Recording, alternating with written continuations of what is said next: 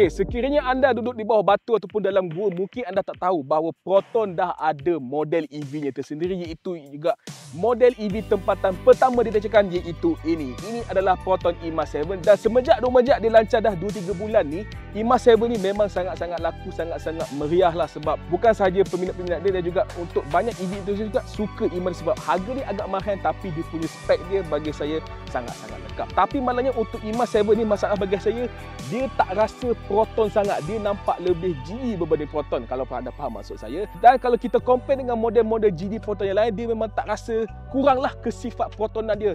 Tak macam contohnya seperti model sebelah dia. Ya, ini adalah Proton X70 yang versi terbaru, iaitu versi facelift tahun 2025, dan setelah hampir 1 dekad dia dah ada, dah berapa, 7-8 tahun dia dah ada dalam market kita, X70 ni telah berubah dari sebuah SUV Geely, dah sekarang dia dah jadi semakin Proton, especially untuk model facelift ni. Jadi untuk video hari ni kita nak highlightkan apa benda-benda yang bagus Proton dah buat untuk X70 dan apa benda yang Proton sepatutnya buat dengan Proton E-Mas 7, dan akhir sekali di antara dua C segmen SUV ni, mana yang paling sesuai untuk anda dan juga keluarga anda.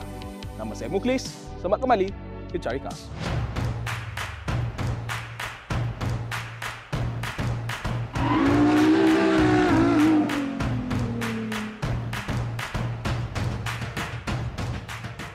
Okey, kita start dengan X70 sebab setelah sekian beberapa tahun dalam market, Proton akhirnya dah bagi dia sebuah facelift yang betul-betul proper. Sebab sebelum ni dia minor change, dia tukar rim sikit, tukar colour sikit. Tapi yang ni memang proper facelift lah. Sebab anda boleh perasan dekat depan dia, roper dia tak sama langsung dengan model X70 yang sebelum ni. Sebab apa? Sebab Proton telah menerapkan elemen design tempatan, especially dekat grill depan ni. Anda boleh tengok grill depan ni bukan saja design baru, tapi dia punya dalam pattern baru.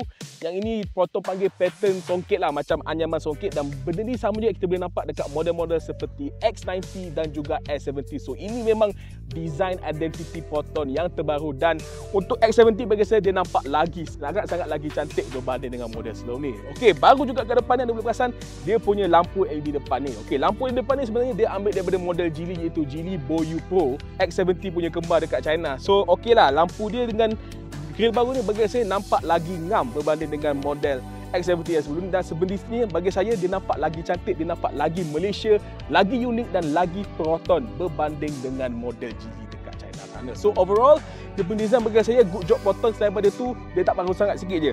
Rim pun baru daripada 11 inci, dan belakang dia macam lebih kurang sama dengan S70 lama. So dekat belakang memang tak nampak. Tengok depan pun nampak ni model facelift, dan kalau dah perasan dekat hood dia ada bonggol 2 biji ni. So nampaklah sedikit kesukanan berbanding dengan model pre-facelift. So overall dia nampak lagi lokal, dia nampak lagi Proton berbanding dengan X70 yang sebelum. Okey, untuk E-Mas 7 pula, dari segi roper anda boleh tengok roper dia memang tak jauh beza sangat pun dengan model Geely Galaxy E5. So maknanya dia punya localization dia tu macam tak banyak sangat, macam kurang sikit berbanding dengan X70, mana yang dia dah banyak adoptkan elemen-elemen design Proton tersendiri. So as a result, roper dia memang lebih kurang sama.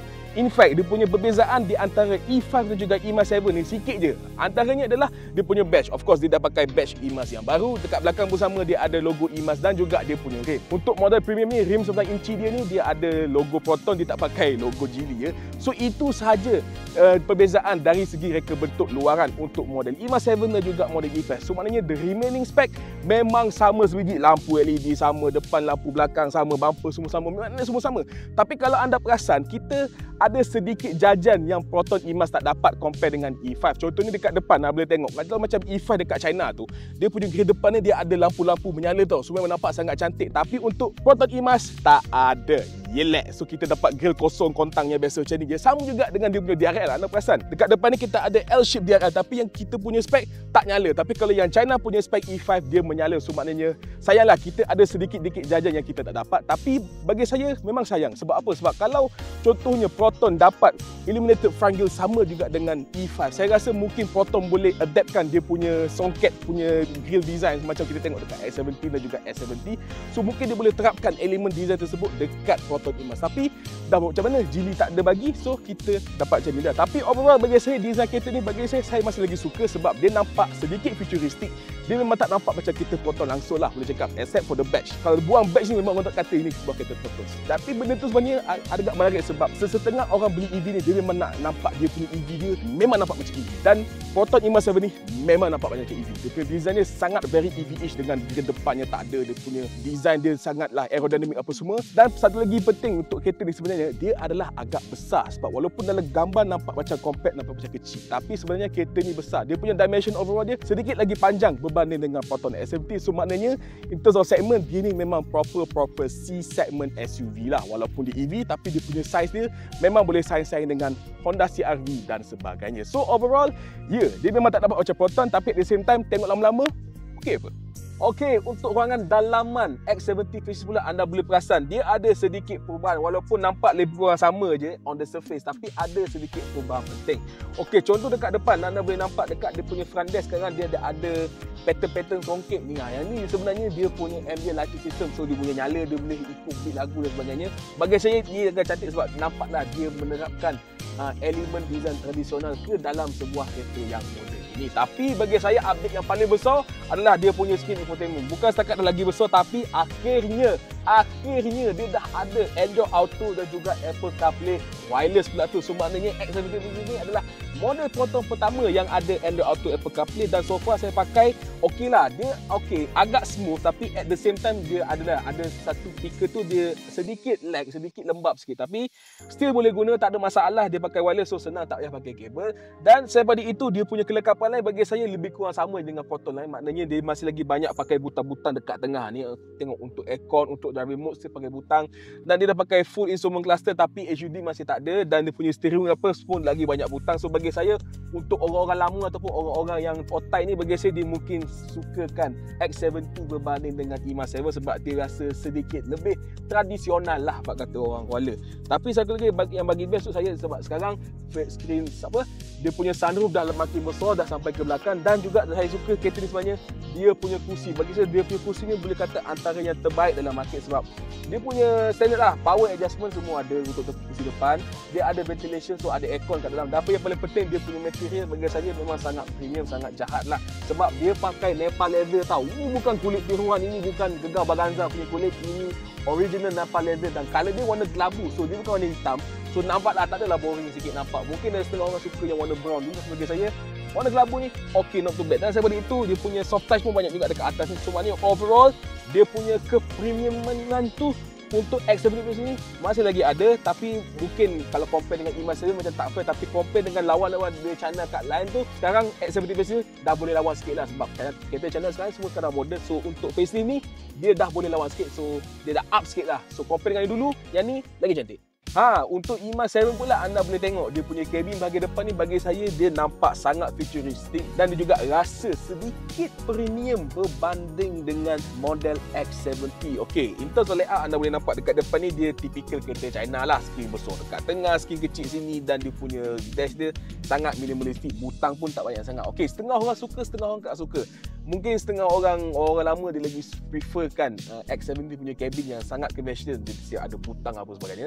Tapi bagi saya dah bawa kereta China banyak, so bagi saya benda ni saya dah biasa bawa, so not a problem for me lah. Okey, dekat depan ni kita ada instrument cluster yang nipis, yang kecil tapi still ada, tak macam ada kereta tu dia tak bagi tu. HUD ada dan dia punya screen infotainment of course dah besar gedabak, tapi sayang Android Auto, Apple CarPlay masih belum ada. Tapi dia promise dekat mungkin hujung tahun sikit dia akan bagi update lah untuk Android Auto, Apple CarPlay. Sebab lawak juga sebab kalau anda buka sini anda boleh nampak dia dah tulis ada Android Auto tapi still tak boleh guna lah. Okey, selain daripada itu dia punya dashboard layout depan bagi saya suka sebab dia punya dashboard depan ni agak rendah, so dia macam smart hashtag wah. So maknanya kalau orang pendek tak cukup inci pun nak bawa kereta ni, nak nampak depan senang. So bagi saya kalau anda tak boleh parking kereta ni memang masalah lah sebab walaupun kereta besar tapi dia punya field of view bagi saya sangat-sangat okey untuk sebuah kereta saiz besar-besar ini.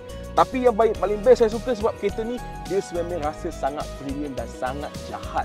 Sebab apa? Dia banyak soft touch material, sini pun soft touch, kursi dia empuk depan, front desk dekat doorkat semua tepi pintu memang most of them soft touch. So maknanya rasa memang sangat premium lah. Dan dia punya kursi dia pun bagi saya just nice sebab dia punya depan, front seat depan ni dua-dua dia powered dan juga dia ada ventilator. So kalau panas punggung bawa kereta ni memang sedap, tak ada masalah. Cuma problemnya walaupun dia boleh fully recline, dia boleh sandar sampai ke bawah, so maknanya boleh buat macam katil. Tapi problemnya untuk passenger punya seat ni dia tak macam E5. Kalau E5 dia ada ottoman support, so maknanya macam feeling naik business class punya flight lah. Tapi yang ni dia tak ada benda tu. Tapi sayanglah, tapi okey lah, anda still boleh baringkan kursi ni. Okey, selain pada itu, front desk layout pun ada sedikit butang, tak banyak, adalah butang untuk aircon dan untuk volume, dan juga dia punya steering wheel dia ni bentuk nampak macam pelik, tapi bila dia guna lama-lama okey lah, dia rasa macam steering Volvo pun, dia agak kecil, so dia bila bawa tu rasa macam sedikit engaging lah, kata orang Mak Saleh.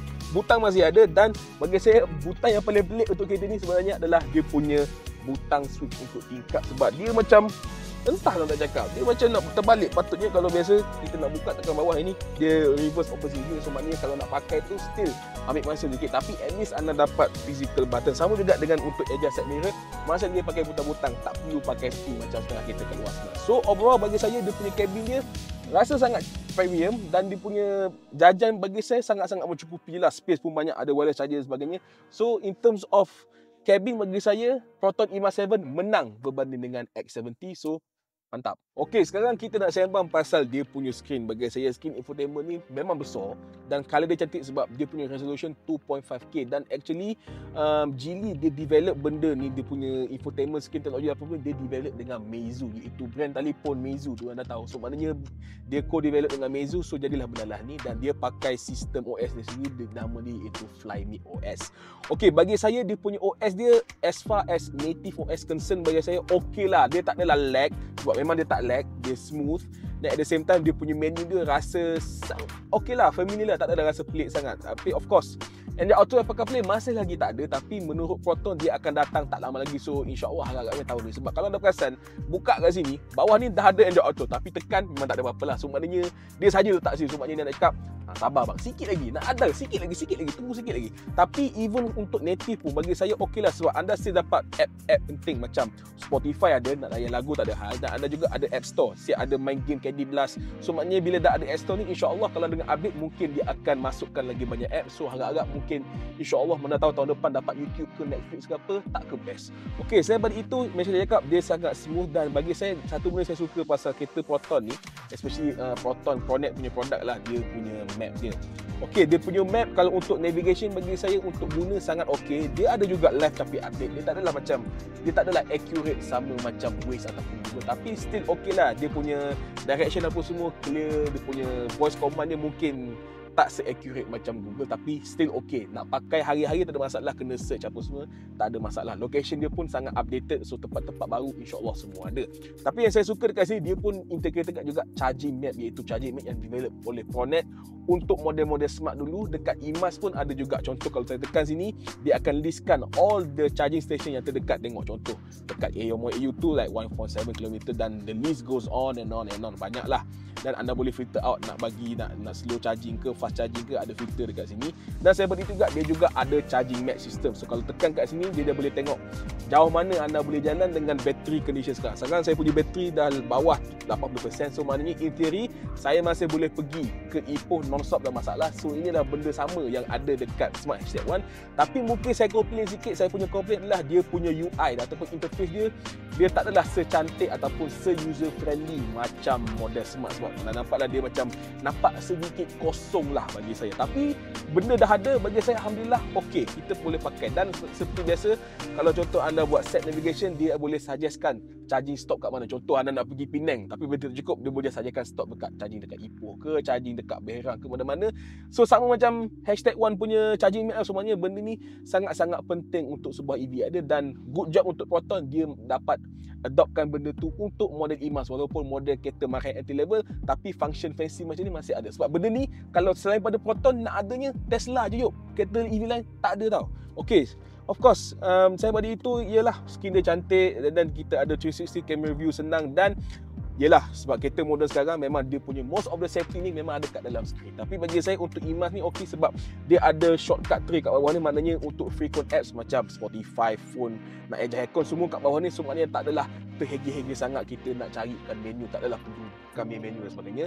Ada shortcut kat bawah. Dan untuk driving pula, tekan je dekat gambar kereta ni, dia keluarlah segala shortcuts for driving related setting. Dan juga kalau tak biasa juga, boleh select kat bawah, sini pun ada shortcut, nak buka sunroof ke, nak adjustkan screen ke, nak buka tailgate ke apa semua pun boleh buat dekat sini. So overall dia punya performance okey, color cantik, dia punya UI pun not bad. I mean yelah tak boleh lawan lah yang Google OS macam kereta Volvo tu, yang tu bagi saya still the best, tapi not bad lah. Dan paling saya suka untuk kereta ni sebenarnya adalah dia punya sound system, sebab dia kan dipakai Flyme, so dia punya sound system pun dia masih pakai Flyme punya sound system. Bagi saya memang one of the best, if not paling best dalam harga, sebab harga kereta 120,000 tapi dia punya sound system ni bagi saya boleh lawan dengan dalam kereta-kereta Conti.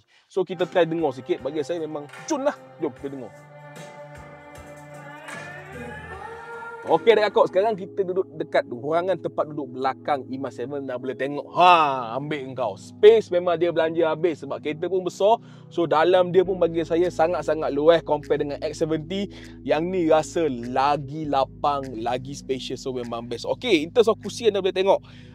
Legroom memang berlambak. Kursi depan dah ikutkan saya punya position. Actually dia dah ke belakang sikit. So legroom memang berlambak. Headroom pun banyak sebab kereta ni pun agak tinggi. Dan kalau anda perasan, dia punya lantai dia bukan saja dia flat, tapi compare dengan EV line, dia punya lantai dia tak tinggi sangat. Sebab most EV, especially EV SUV yang kecil, dia punya lantai dia tinggi sebab dia nak compensatekan bateri. Tapi bagus untuk Imas 7 ni, dia dah optimizekan dia punya battery positioning space apa semua. So maknanya lantai dia taklah tinggi sangat. So maknanya untuk bagi saya, untuk orang tua bila duduk sini, tengok kaki tak adalah terlipat sangat. Even orang macam saya tinggi 175 cm pun duduk belakang selesa. Dan sebabkan kursi dia lebar, bagi saya orang tua 3 orang dewasa nak duduk 3 orang dekat belakang ni, insya-Allah okey, selesa, muat. Dan lagi so saya suka pasal dia punya belakang ni, dia punya seat anda boleh tengok, dia punya angle dia agak sedikit tersandar compare dengan kursi biasa. So maknanya kalau untuk long distance travel, position tempat duduk bagi saya belakangnya sangat selesa sebab dia tersandar dan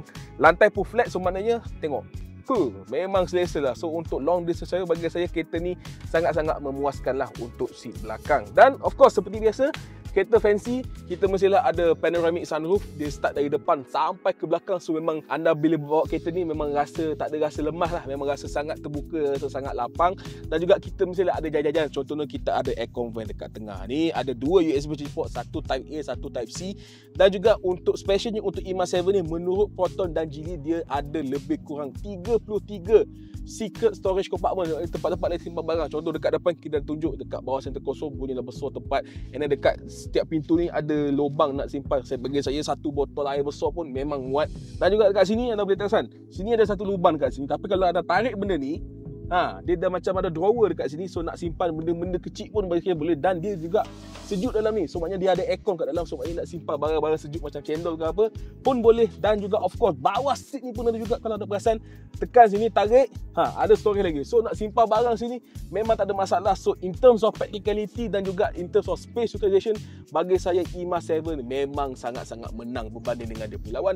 Dan juga berbanding dengan Proton X70. So in terms of space, memang Proton Imas terbaik. Okey, untuk ruangan boot dia pula, kalau kita buka ni, okey, menurut Proton Imas 7 dia punya ruangan kargo dekat belakang ni berukuran lebih kurang 461 liter. So on paper sebenarnya dia sedikit kecil berbanding dengan X70 sebab X70 dia dah 500 lebih. Yang ni 461, tapi bagi saya okeylah sebab contoh yang pertama dia, anda boleh lipat je kursi belakang ni. So nak space banyak, lipat je kursi ni. So insya-Allah lebih 1000 liter memang muat nak bawa anak gajah ke apa, tak ada masalah. Dan juga anda perasan kereta ni dia tak ada tonneau cover, dia tak ada parcel shelf. So maknanya in terms of flexibility dia lagi senang lah. So nak letak barang tinggi, barang rendah tak ada masalah. Dan kalau anda perasan, anda tarik je benda alah ni, bawah ni dia ada rahsia baik. So dia punya secret storage sini bagi saya bukan setakat kabel nak simpan emergency tire kit apa semua, memang muat. Dan juga dia ada secret storage yang pergi ke dalam. So bagi saya tak silap anak kami, anak lembu ni muat. So nak balik nak buat raya haji tak payah sewa lori, pakai Imas 7 pun saya rasa agak-agak dah cukup lah kot.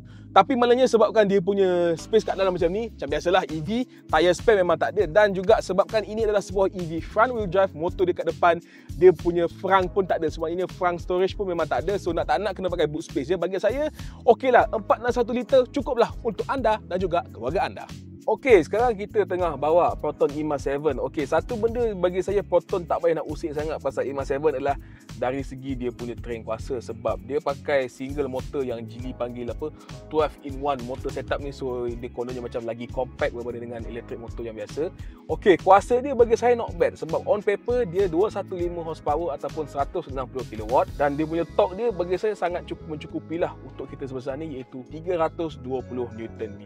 Okey, menurut Proton ini adalah kereta yang terpaling laju ataupun terpaling berdesuk dia pernah buat, sebab 0 ke 100 mengambil masa lebih kurang 7 saat, tapi bila dah bawa sebenarnya tak ada rasa laju sangat pun sebenarnya. Sebab apa, anda kena ingat ini adalah sebuah kereta yang agak besar, so maknanya dia punya acceleration dia bagi saya okey lah, dia rasa macam smooth, dia macam tapi at the same time nak motong orang okey je, senang, tak ada masalah. Sebab EV kan dia punya instant torque, so maknanya untuk motong kereta ni walaupun dia tak rasa laju tapi dia laju sebenarnya.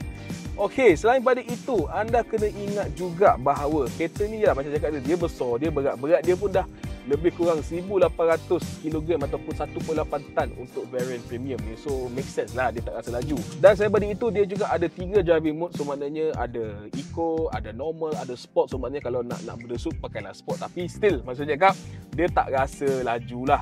So in terms of overall, sebenarnya bagi saya walaupun mungkin orang kopi lah sebab diorang expect kan EV kan nak laju macam Tesla lah, nak laju macam apa Smart Brabus ke apa. Tapi bagi saya dia adalah sebuah kereta yang sangat sempurna untuk orang yang nak transition dari pakai kereta berenjin biasa kepada sebuah EV kuasa penuh. Sebab kita tahulah EV ni dia punya torque dia instant, kadang-kadang bahaya sebab tekan-tekan confirm pergi. So maknanya sebabkan dia punya power delivery yang sangat linear, yang sangat smooth, bagi saya untuk orang yang biasa dah bawa kereta berenjin nak try bawa EV, bagi saya dia tak rasa terlalu terkejut ataupun terlalu memeranjatkan lah dia punya power dia. So dia punya transition dia just cun-cun, just nice. So overall bagi saya power cukup, so tapi anda tak boleh expect lah benda ni nak bawa macam sports car dan sebagainya, tapi still mencukupi. Single motor dah cukup, tak payah dua. Okey, kita dah sembang pasal power. Sekarang yang paling penting untuk sebuah kereta Proton adalah of course dia punya ride and handling. Okey, untuk X70 facelift kita dah tahu Proton dah berbanyak tahun dah dia develop kereta ni, sebab dari sejak dia launch tahun 2018 sampai sekarang 2025 dah 7 tahun dia dah develop kereta tu, so memang cun-cun.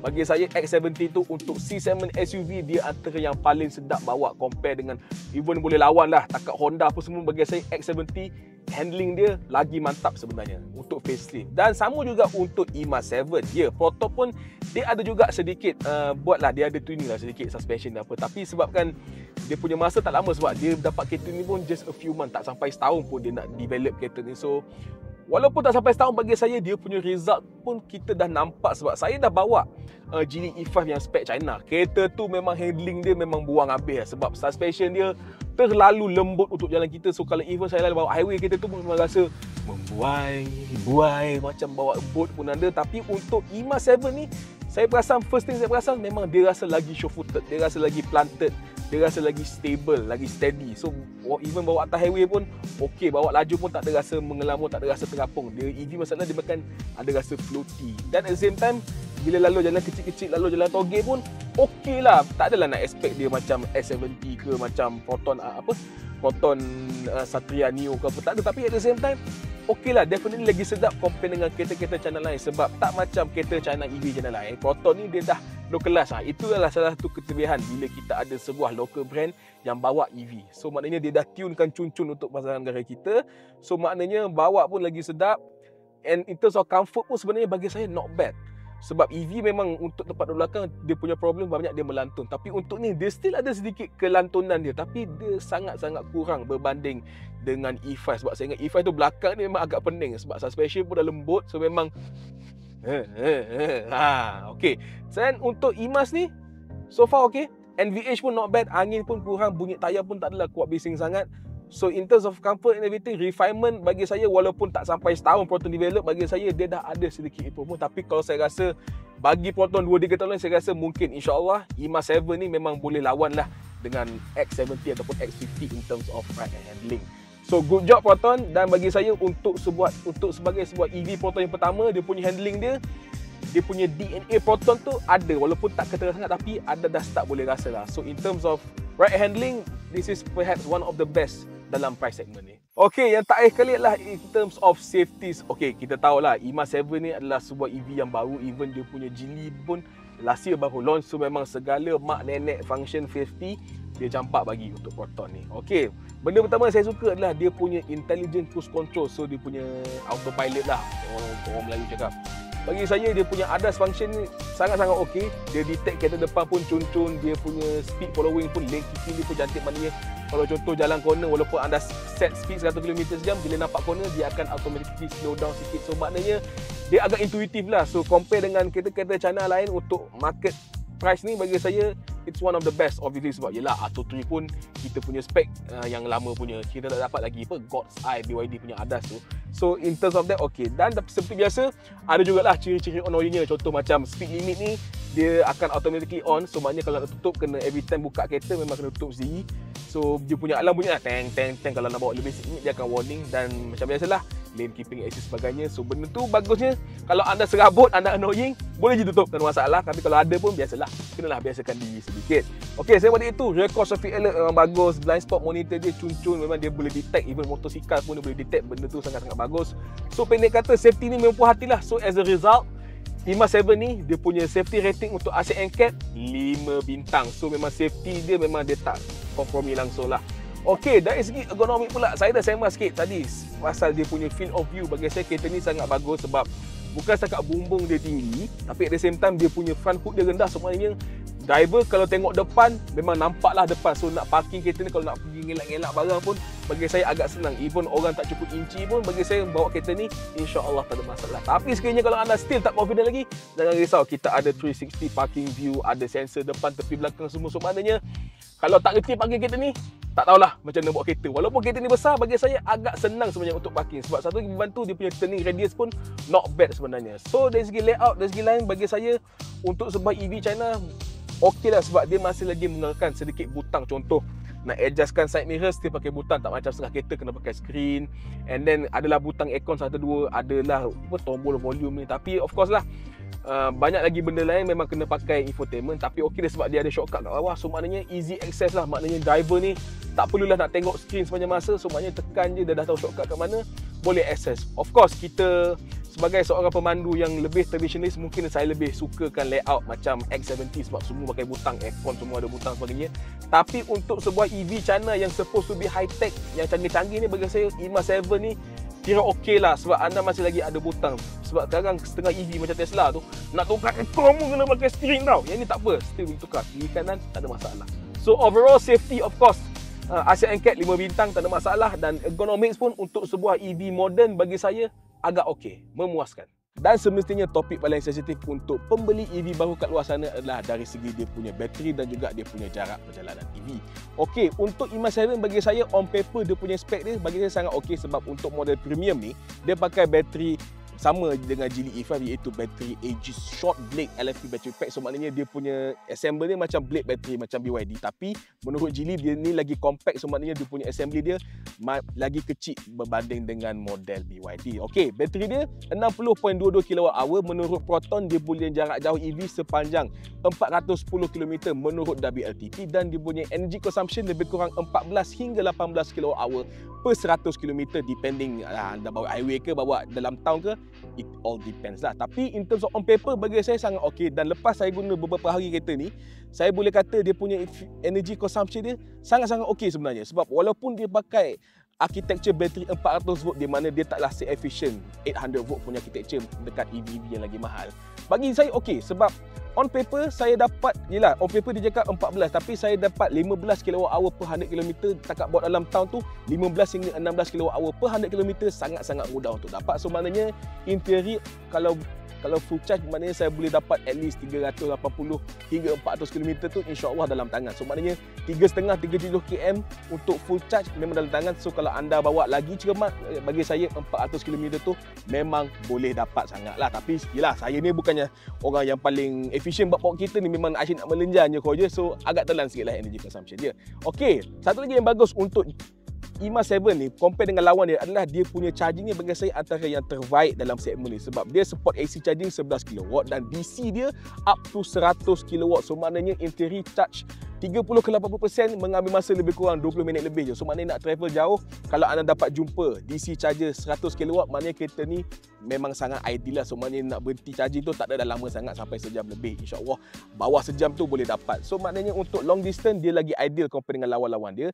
Tapi of course dah, kita kat Malaysia ni in reality kita punya EV charging ecosystem ni masih lagi tidak optimum. Takat nak pergi Penang, nak pergi Johor tak ada masalah. Kalau anda nak pergi belah-belah Pantai Timur, nak pergi Terengganu, Lantan tu masih lagi perlukan sedikit perancangan. So nak plan lah sikit, nak berhenti dekat Gambang ke, nak berhenti dekat Pakar ke. So still ada kena buat planning. Tapi kalau untuk guna daily, bagi saya takat nak pergi hantar anak sekolah, pergi kerja, in terms of battery spec dan atas kertas ni memang sangat-sangat tak ada masalah. So maknanya untuk perkhidmatan tenaga, IMA 7 ni dalam pasaran ni, dalam segmen dia boleh kata the best. So yang lain memang in terms of battery memang tak boleh lawan. IMA 7 tapau habis.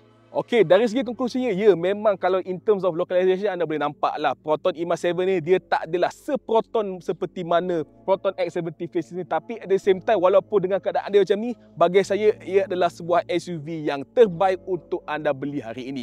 Mana taknya, spek dia bukan main canggih lagi, dalam dia memang interior memang sangat terbaik, space pun banyak, dan paling penting harga dia sangat-sangat berpatutan. Dengan segala maknanya dia bagi, IMA 7 untuk versi premium harga dia bermula pada RM123,800 sahaja. Ya, RM3,000 lagi murah berbanding dengan X70 Premium X dekat sini. So, sebab yang ni harga dia RM126,800. Dan ni tak campur dengan harga diskaun lagi, sebab untuk harga diskaun dia potong lagi RM4,000. So, harga dia bawah RM120,000 sebenarnya. Tapi tak kisahlah kalau anda nak sebuah EV ke, nak sebuah kereta enjin berpetrol ke, tak kisahlah. Kalau dua-dua ni bagi saya dia memang antara yang terbaik dalam segmen ni. So, kalau anda nak cari sebuah SUV, kalau nak brand Proton, kalau nak EV, boleh beli IMA 7. Kalau nak enjin petrol, boleh consider X70 Facelift dekat sini. Tapi untuk IMA 7 ni bagi saya, untuk dalam market kita ni memang tak boleh dinalah, dia adalah sebuah EV entry level yang paling baik, paling berbaloi anda boleh beli pada hari ini. So sekarang soalan terakhir dari saya, agak-agak macam mana Pro 2 nak lawan